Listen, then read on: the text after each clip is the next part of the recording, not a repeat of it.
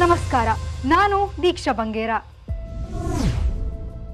November ತಿಂಗಳನ್ನು Rajyotsava ಆಚರಣೆಯ ತಿಂಗಳು ಎಂದೇ ತಿಳಿಯಲಾಗಿದೆ. ಹುಟ್ಟಿದ ದಿನ ನವೆಂಬರ್ 1 ಆದರೂ ಇಡೀ ತಿಂಗಳು ಏನು ಆಚರಣೆ ಎಂಬುದನ್ನೆಲ್ಲ ಕೇಳಬಹುದು. ಉತ್ತರಿಸುವವರು ಯಾರೂ ಇರುವುದಿಲ್ಲ.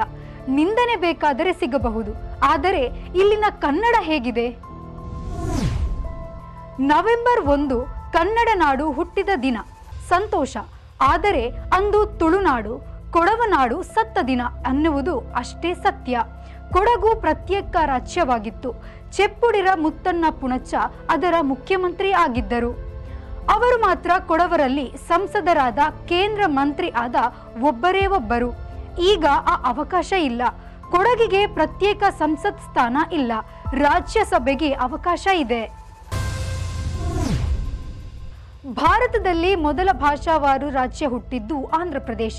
1952 ನವೆಂಬರ್ನಲ್ಲಿ ಆಂಧ್ರಕ್ಕಾಗಿ ಉಪವಾಸ ಕುಳಿತ ಗಾಂಧಿವಾದಿ ಸ್ವಾತಂತ್ರ್ಯ ಹೋರಾಟಗಾರ ಪೊಟ್ಟಿ ಶ್ರೀರಾಮುಲು ಡಿಸೆಂಬರ್ನಲ್ಲಿ ಸಾಯುತ್ತಾರೆ. ಆಗ ಪ್ರಧಾನಿ ನೆಹರು ಅನಿವಾರ್ಯವಾಗಿ ಭಾಷಾವಾರು ಪ್ರಾಂತ್ಯ ರಚನೆಗೆ ಒಪ್ಪುತ್ತಾರೆ. ಮೊದಲ ರಾಜ್ಯವಾಗಿ 1953ರಲ್ಲಿ ಆಂಧ್ರಪ್ರದೇಶ ಹುಟ್ಟಿತು. ಆಂಧ್ರಪ್ರದೇಶ ಬೇರಾದ ಮದರಾಸು ಪ್ರಾಂತ್ಯದಲ್ಲಿ ತುಳು ಪ್ರದೇಶಕ್ಕೆ ಅಲ್ಪಸಂಖ್ಯಾತ ಭಾಷಾ ವಲಯದ ಹಲವು ವಿಶೇಷ ಅನುಕೂಲಗಳು ಇದ್ದವು. ಆದರೆ ಈಗ ಇಲ್ಲ.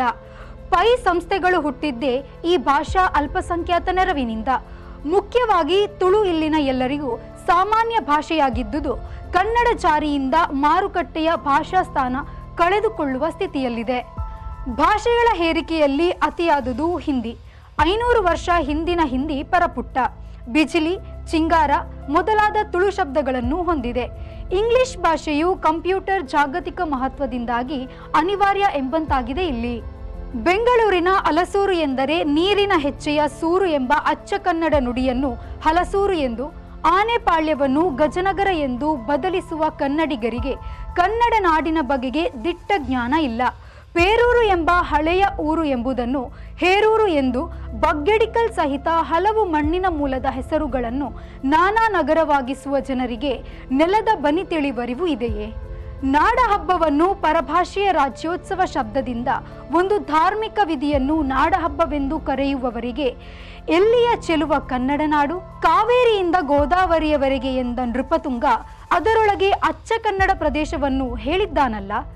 ನಾಡ ಹಬ್ಬವನ್ನು ಪರಭಾಷೆಯ ರಾಜ್ಯೋತ್ಸವ ಶಬ್ದದಿಂದ ಒಂದು ಧಾರ್ಮಿಕ ವಿಧಿಯನ್ನು ನಾಡಹಬ್ಬವೆಂದು ಕರೆಯುವವರಿಗೆ ಎಲ್ಲಿಯ ಚೆಲುವ ಕನ್ನಡ ನಾಡು? ಕಾವೇರಿಯಿಂದ ಗೋದಾವರಿಯವರೆಗೆ ಎಂದ ನೃಪತುಂಗ ಅದರೊಳಗೆ ಅಚ್ಚ ಕನ್ನಡ ಪ್ರದೇಶವನ್ನು ಹೇಳಿದ್ದಾನಲ್ಲ. ಅರ್ಧ ಮಾತ್ರ ಹೇಳುವುದೇಕೆ? ಎಲ್ಲ ಹೇಳಿದರೆ ಉಸಿರು ಬಿಗಿಯುತ್ತದೆ. ಕನ್ನಡಿಗರ ಉತ್ಸಾಹ ಸರಿ, ಆದರೆ ನಿಜಗನ್ನಡ ಅರಿಯದಿದ್ದರೆ ಉಳಿಯುವುದು ಕನ್ನಡದ ಹೆಸರಿನಲ್ಲಿ ಬೇರೆಯವರ ಬಸಿರು ಅಷ್ಟೇ. ಇಲ್ಲಿ ಏಳುವ ಇನ್ನೊಂದು ಪ್ರಶ್ನೆ, ಕಾವೇರಿ ಆಚಿನ ಕನ್ನಾಡು ಯಾರದು? ಉತ್ತರ ಕಷ್ಟ.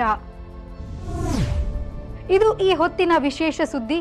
ನಿರಂತರ ಸುದ್ದಿ ಮತ್ತು ಮನೋರಂಜನೆಗಾಗಿ V4 news Facebook page follow ಮಾಡಿ ಹಾಗೂ ಯೂಟ್ಯೂಬ್ ಚಾನೆಲ್ ಸಬ್ಸ್ಕ್ರೈಬ್ ಮಾಡಿ.